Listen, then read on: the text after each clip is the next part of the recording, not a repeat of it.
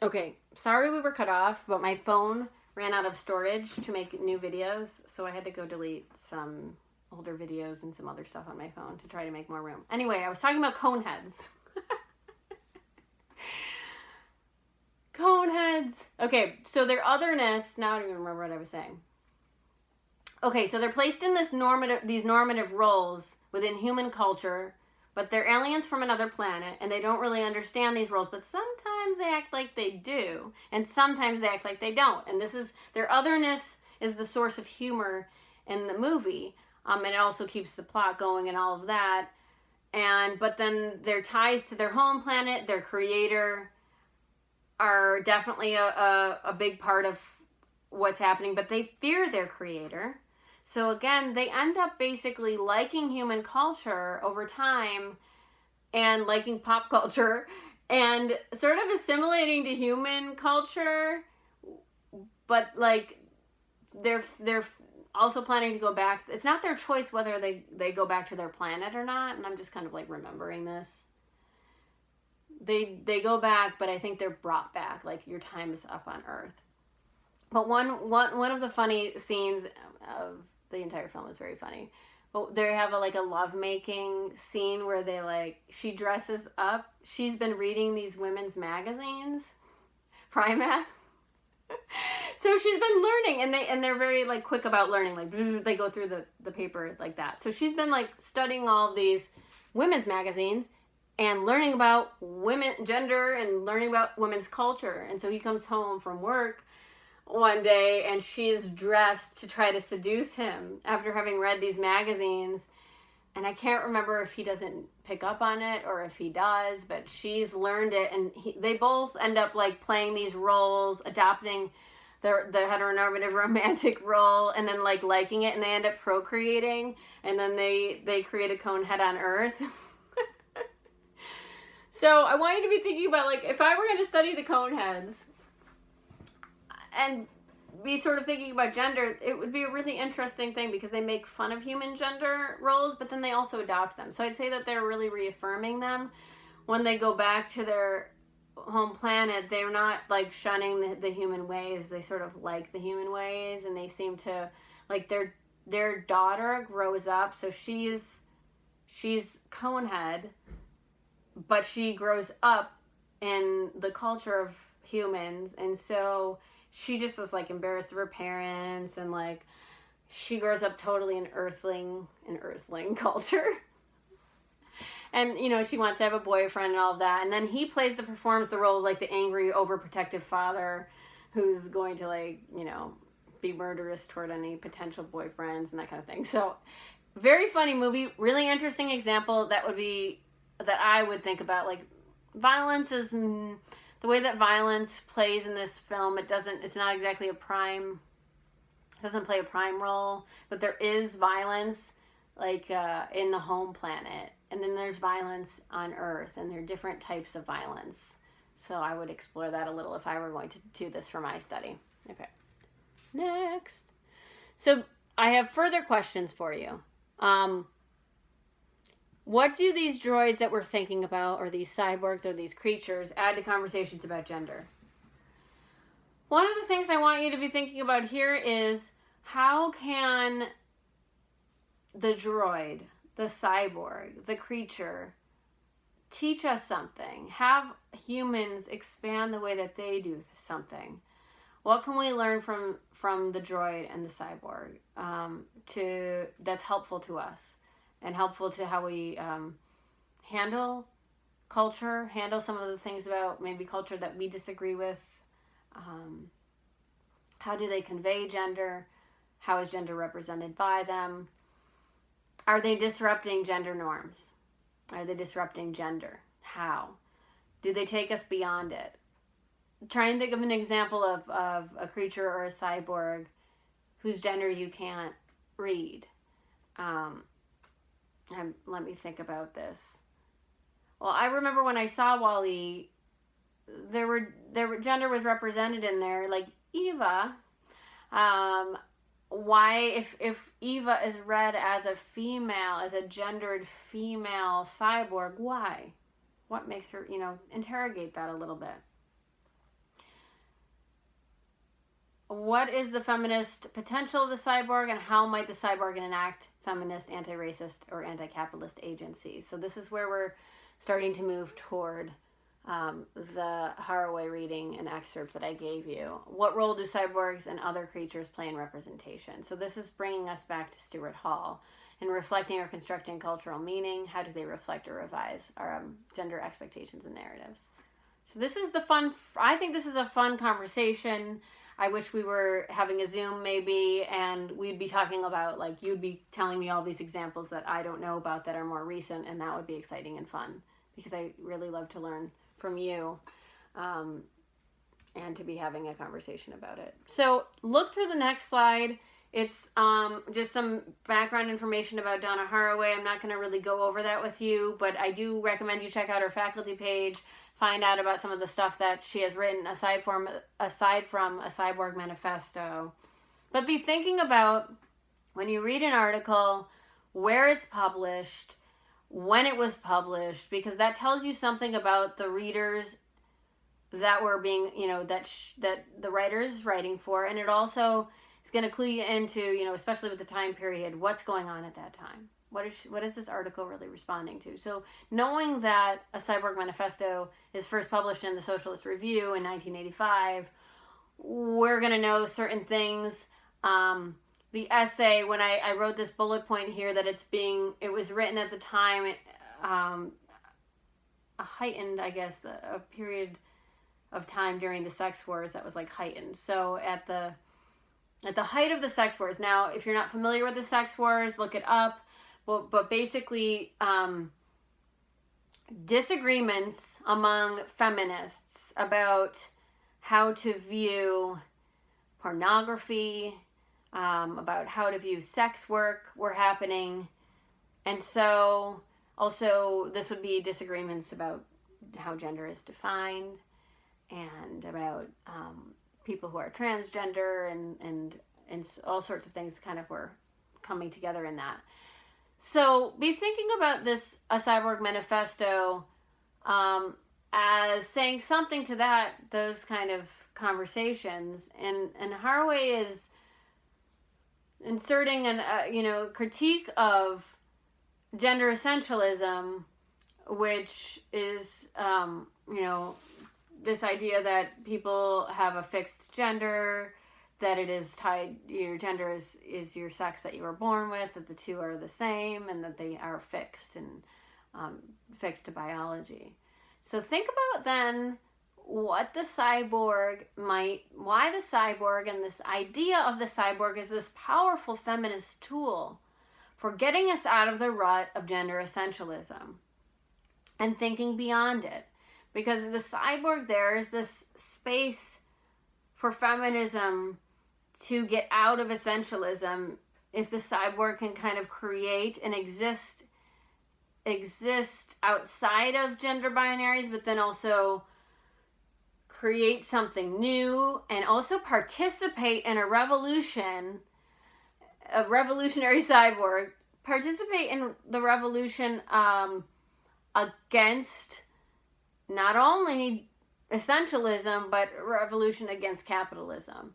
That's a really big part of this essay, and something to think about. So while most of my questions were geared around gender, because this is a gender and pop culture course, I do want you also to be thinking about capitalism and how robots are revealing certain features of capitalism, and monsters as well, are critiquing it in their portrayals, how their representations are critiquing it or are pushing back against it. Who represents capitalism? If all characters in a film represent different facets of capitalism, or they're all embedded in it, how do they respond differently to it? So does Frankenstein's monster, is he outside of capitalism? Is he inside of capitalism? How do we know that? Is he rebelling against it? Does he want to see it all go up in flames? What's going on? This is another layer of analysis that you can add, that is certainly prompted by Donna Haraway's writing.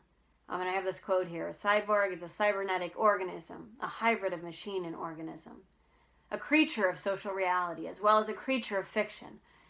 So if we put that together, that quote, and we're thinking about the time in which she's writing this and the sex wars going on and kind of a, dividedness about how to, an insistence upon biological reality, gender as biological reality, the cyborg then creates this way out of it, because it's not just biological organism, it's also machine. And if we think about the cyborg and study the cyborg, how could that affect the way that we think about ourselves? Are we not in some way also machines? And this is a great question. Now, she's asking us to think about this in 1985, but here we are in 2020. How, in what ways are we part machine? Or are machines part of our lives? They're part of our thinking. They're part of the way that we live. Many of us describe ourselves as like attached to our phones. Like, I can't live without my phone. I'm attached to it. Like, I often feel this way because my girls don't live with me for most of the year. And so I have my phone with me at all times and I check it and I want them to always be able to get a hold of me. So now my phone becomes this portal to me. It is our connection with each other. So, if we're thinking about technology, it's not even that. It's not even just our phones. It's the things that we might rely on to live. If we have an accident and it affects our body in some way, and so my grandmother is almost 90. She's had knee surgery, and so she's got a metal knee, right? So, we could think about it in terms of the body and machinery within the body. We can think about it in terms of chemicals and medications that we take for illnesses and the kind of technologies of care, the technologies that we have right now in the coronavirus, trying to find out what's going on with the virus, to track it, and then to create vaccines or to cure it. All of these things are, reveal our existence as being kind of this hybrid of machine and organism. And so this is why Donna Haraway's work is so relevant. And we can go beyond thinking about that context of the sex wars and sort of thinking about it now as, why is this so relevant still to conversations that are being had about gender right now?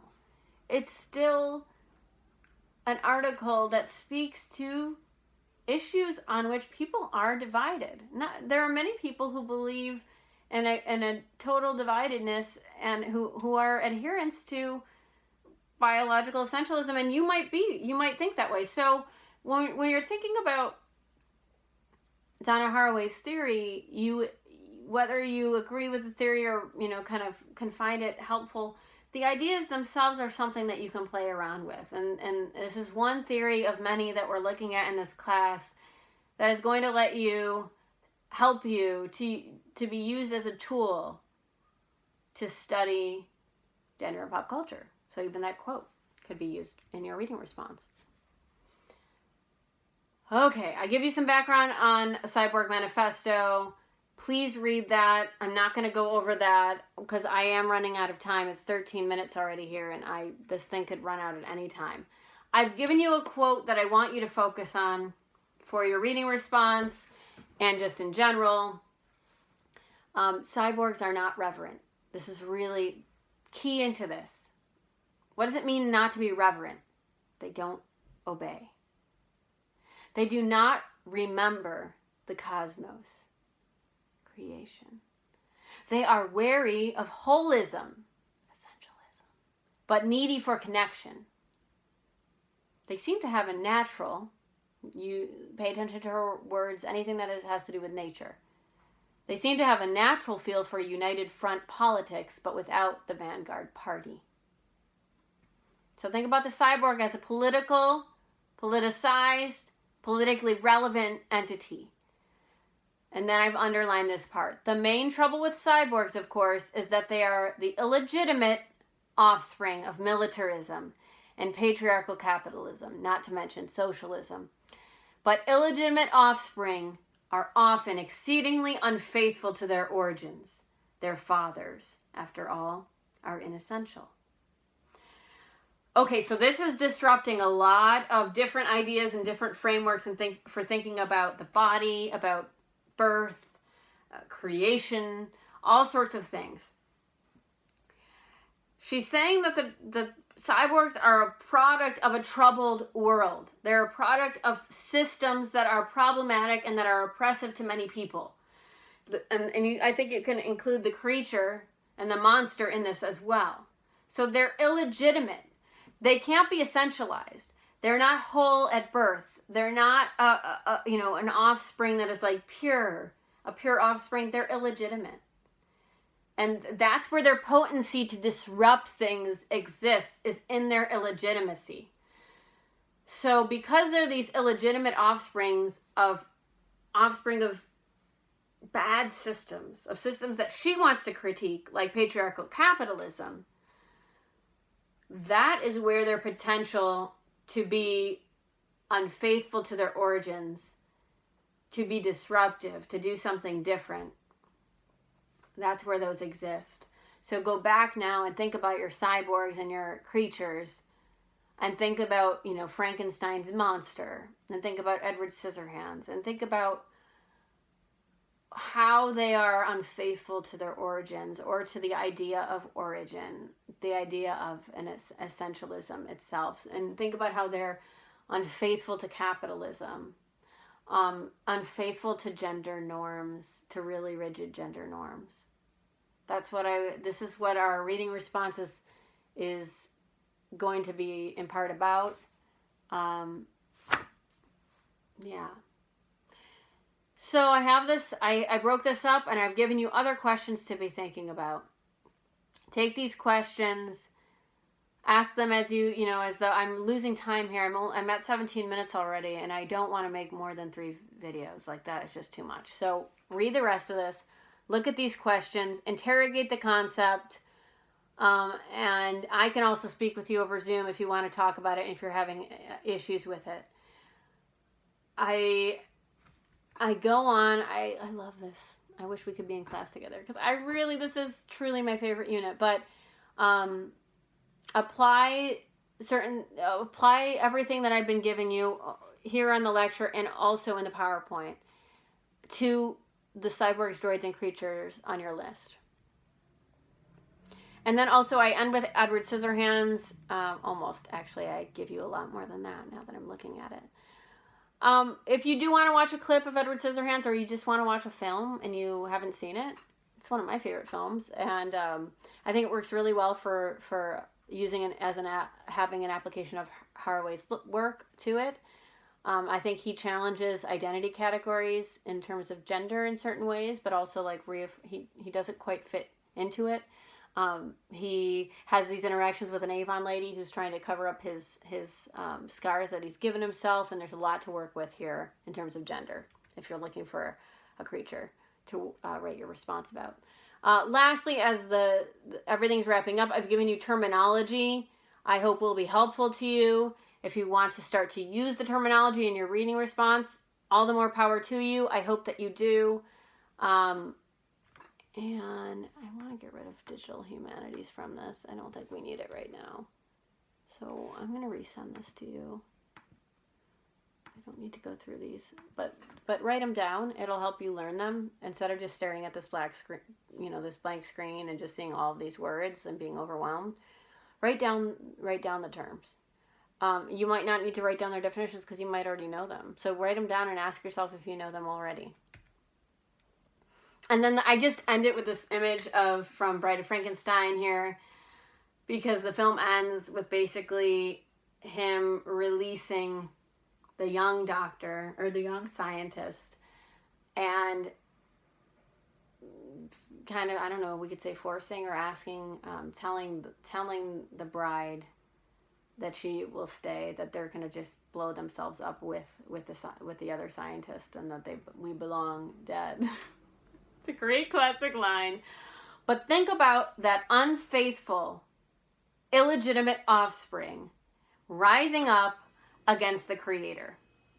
destroying what, like if capitalism is that scientist and they're the byproducts, and he's doing this, like, there's this suicide mission at the end of the film, and he takes down does he take down capitalism, or does he take down something else? I mean, if he's in Bride of Frankenstein, which is not a novel, so we're not looking at literature, but we're just looking at this film creation, what is the message there?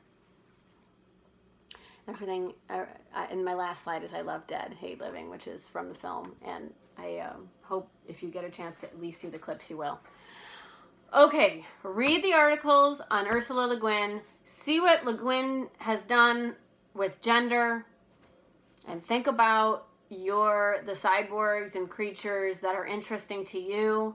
And start to put all this together and read the next reading response assignment sheet whenever you get a chance. We're not, we have a little while, but if you've just finished your other one and you want to start thinking about this one, make sure you look over Haraway first, though, and look at the slideshow before, and look at these articles before you do the assignment sheet, because that's what your assignment's going to be on.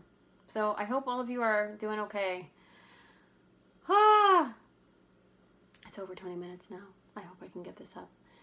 Other than that, I didn't plan to do a lecture, but I hope that it was helpful, and I've changed my mind, and I'm glad that I did. And I'll talk to you all soon.